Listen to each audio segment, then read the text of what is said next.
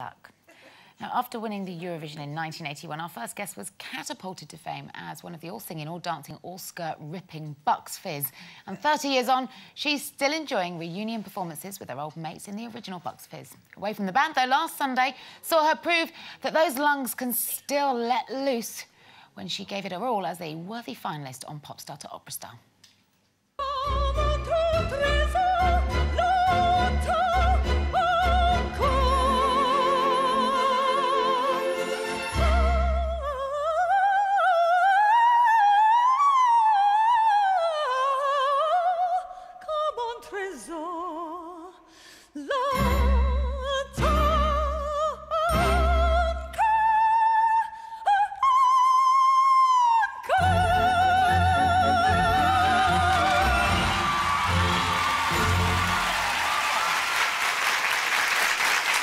Impressive stuff. Oh, please welcome Cheryl Baker.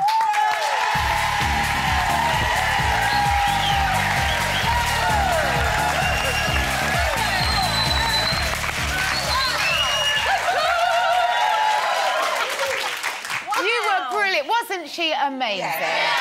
Well done, Cheryl.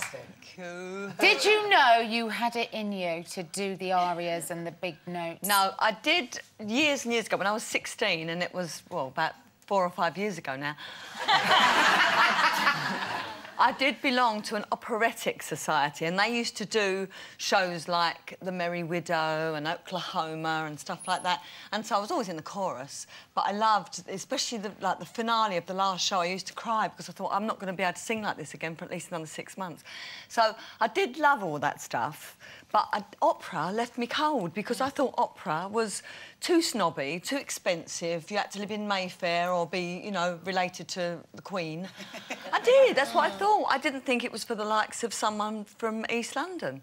So not even just singing it, though. I know, you know, the audience that you tend to think who watch opera are like that, but, you know, you're a singer. I didn't listen to it. I didn't give it the time of day. I've never listened to any classical music. I'm a heathen. I don't... It's true, it's Me true. too. I don't know Shakespeare. I'm going to see Simon Callow on Monday night in Being Shakespeare, and I don't know anything about it. I've never read it, never seen it. Oh, I can't believe that. No. What about the language, though? How did you deal with the language? Oh, did you speak any of the languages? Carol, or... No, the language, that was the thing for me. That was the thing.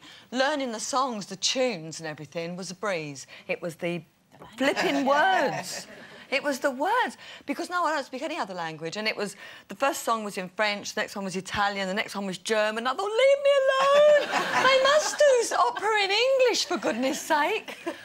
But anyways, yeah, so that was the big bugbear. You covered there, didn't you? Didn't you do that lovely thing that Jane McDonald always used to say when you're singing, you fill in? Didn't you do a bit of Cherylese, you said? Cherylese, every single time.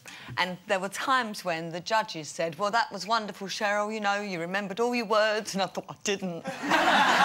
You obviously don't speak the same language. Then. No! and Rolando speaks about 92 different languages fluently. Rolando is really fluent in so many different languages, and he didn't pick up on it. Really? But I just, you know, but the panic. People said, oh, you really enjoyed yourself. I was just thinking, let's get it over and done with. Was it difficult not only singing in the language and remembering the words, but then you have to put the emotion in the song, but if you don't, did you know what you were singing? Yeah, they give you a literal translation, which sometimes reads very funnily. You know, it's not at all poetic, the translation, and sometimes reads a bit like nonsense. But they had a very, very good singing teacher who didn't teach you how to sing, but she taught you how to portray the emotion. Right, yeah, and she'd say... say... an idea of the song. Yeah. If anyone saw the first show, I had to imagine, I said that I could see this lake, and on the other side of the lake was a white stallion. And she said, who's sitting on the white stallion? Well, it was Captain Jack Sparrow. But because my husband was in the audience, I said it was my husband.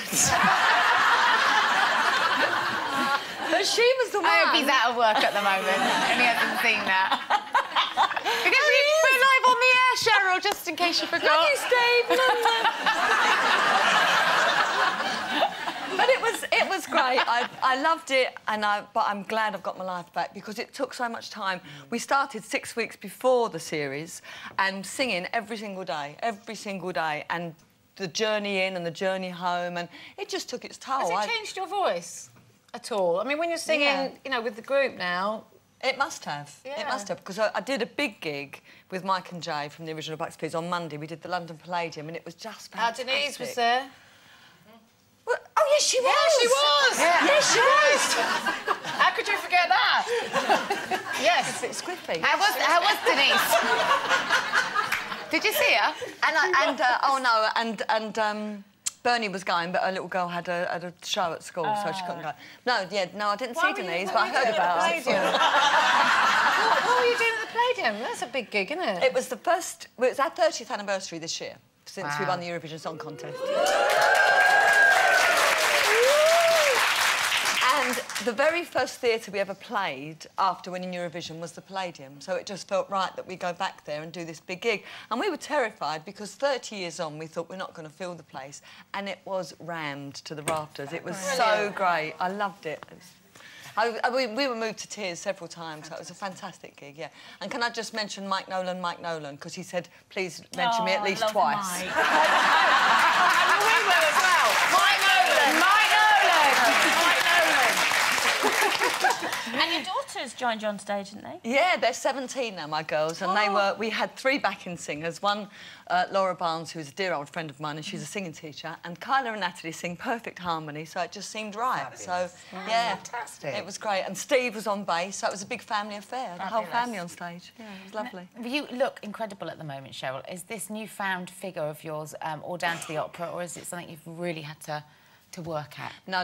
I put on loads of weight, and I didn't care enough, and I should have. And especially if you're on the telly, you know, you see yourself and you think, I don't like the way I look anymore. And so I was asked to lose weight, and it was an advertising campaign, and I know I can't mention it on air, but probably everyone knows what I'm talking about. And they send the food to you at home, and it absolutely worked, and it suited me because you don't have to worry about it, you don't have to weigh anything, you know. And I lost 2.5 stone, and I feel so much better for it. You look lovely.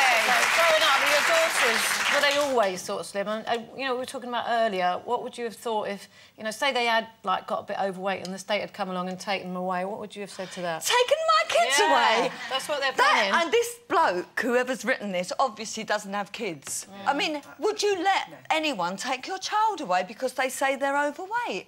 I would I haven't got kill... one, but... I would, honestly, but you... All right, then, imagine Sometimes if you did. you would, Cheryl, be honest. Well, imagine if I had. Sometimes you would let them take your kids away. No! Stop it! Sometimes. Maybe you wouldn't. There have been occasions... No, they haven't. No, you wouldn't let it. I mean, it's... I think what they need to do is teach the parents, not take the... If you take the child away, you're punishing the child, and it's not his fault. Yeah, absolutely. You know, it's the parents. Well, good luck with the rest of your duties with the original Bucks Fizz. Thank you you. so much for dropping by today, and a huge well done for all your operatic efforts. Thank Cheryl you. Breaker.